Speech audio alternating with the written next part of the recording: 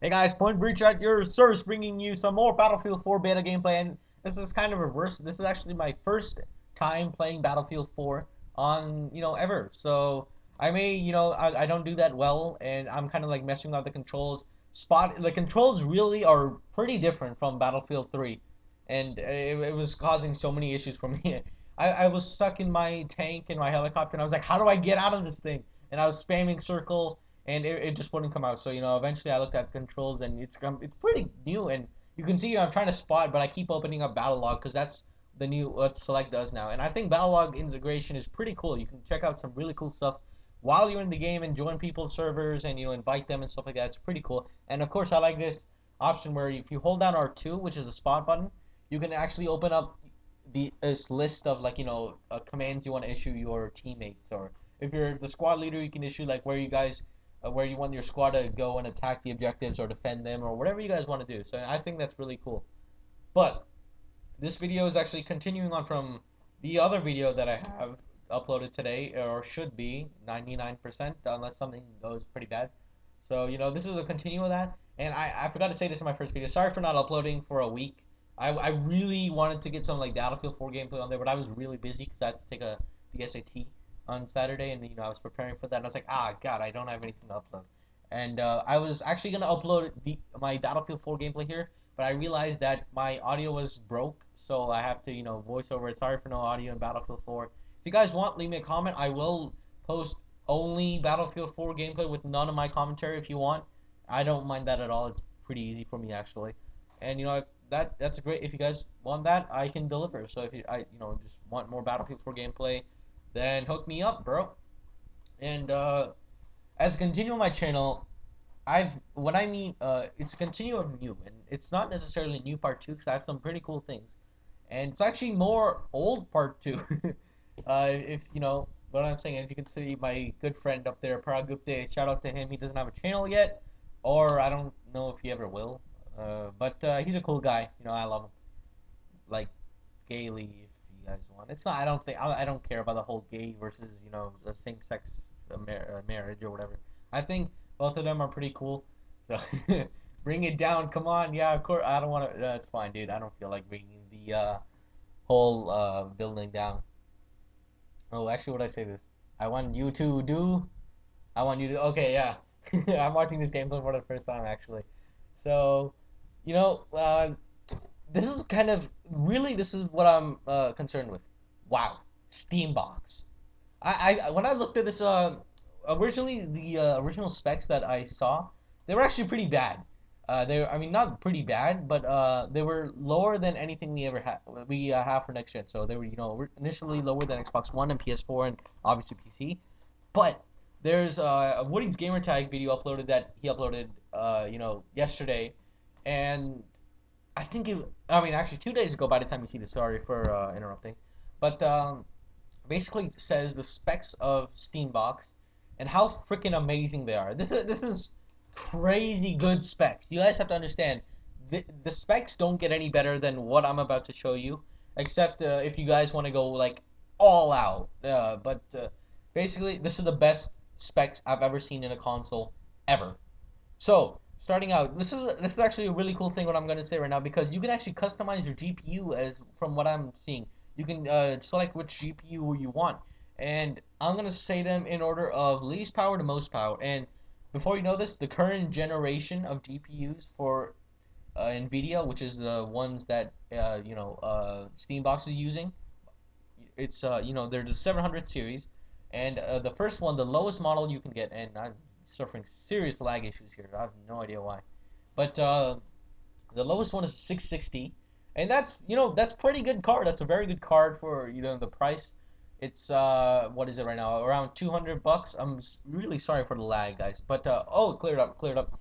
So it's around 200 bucks. You're gonna get some very nice performance. Easily able to play most games at 1080p. You might have to turn it down on games like Battlefield 4 and stuff like that, and Crisis. But overall, it's a very, very good card, and that is even better than both the Xbox One and PS4 already.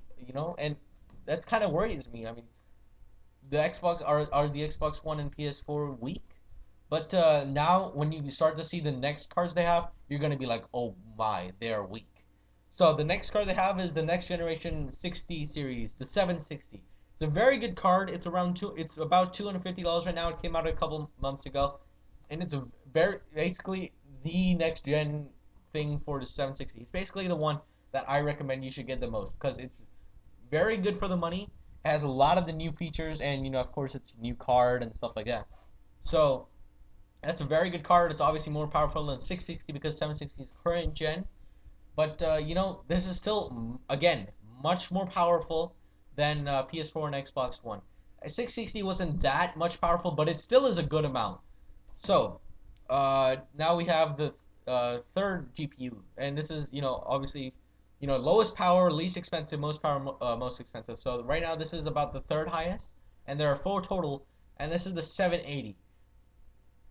If you guys know anything about graphics cards, or I've been researching this stuff. This card came out about the same time as the 760, excuse me, a little bit earlier than that actually. And this game card is $650. That's a lot of money, but this card is crazy. You're able to play games at 2560 by 1600 resolution. That's above 1920 by 1080.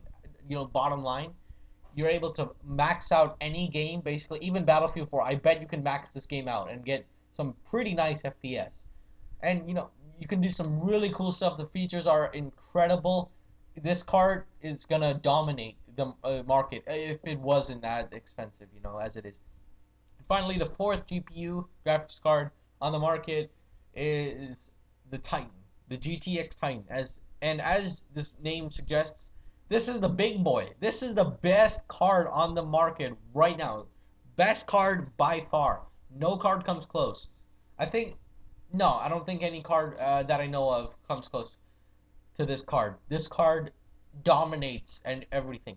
Whereas the 780, you could get some pretty nice FPS by doing absolute ultra settings. This one, you're gonna get killer FPS by doing absolute ultra settings. Keep in mind, this is $1,000 graphics card. That's huge. Most people can't afford that. So, that I think that's an issue already. Now, going on, the next thing that I want to talk about is CPU. And right now, what I have results of is the Intel i7 4770K processor. I don't know what it's clocked at, but I mean, this card, this CPU processor is really good for gaming right now. I think it's the best that are consumer based and stuff. So, and with this card, you can do some really nice processing power. Editing videos, rendering, all that kind of stuff. So, if Steambox accommodates that in any way, I'd love to see what they do with it because this CPU is really good. Going on, the final thing we have right now is the RAM, and 16 gigs of RAM doubles what the Xbox One has. I don't think it uses GDDR5, so I don't know if it exactly doubles what the PS4 has, but it does have very good RAM. 16 gigs is about 200 bucks. Oh, I forgot to say this. Intel i7, the processor that I said, is around 300 bucks. So the issue for me right now is that this console is going to be so expensive. I mean, just looking at these numbers, let's say you go with the highest one, Titan, $1,000 for the graphics cards. Then you have 300. Then you have 200 ish. So that's about 1,500 just for the hardware. And then of course they're gonna make it even more than that because they're gonna add all these new features and they're gonna make it like that because consoles right now don't price you just on the hardware. They price you more. So that's that for right now. And I mean, that's a lot of money. Even the lowest one, I'm guessing you're not gonna go below $800 just for the hardware. So I mean that's a lot of money. That's a lot of money. So that's kind of like, what are you guys actually gonna be able to do this? Are you actually guys gonna be able to give this good performance to a wide consumer base and stuff like that? I mean, Valve, I trust Valve. They're very good, but I don't know if they're able to be this good and I don't know if that many people are gonna buy it because Titan. I mean, the best model of the Steam box maybe $2,000 or more.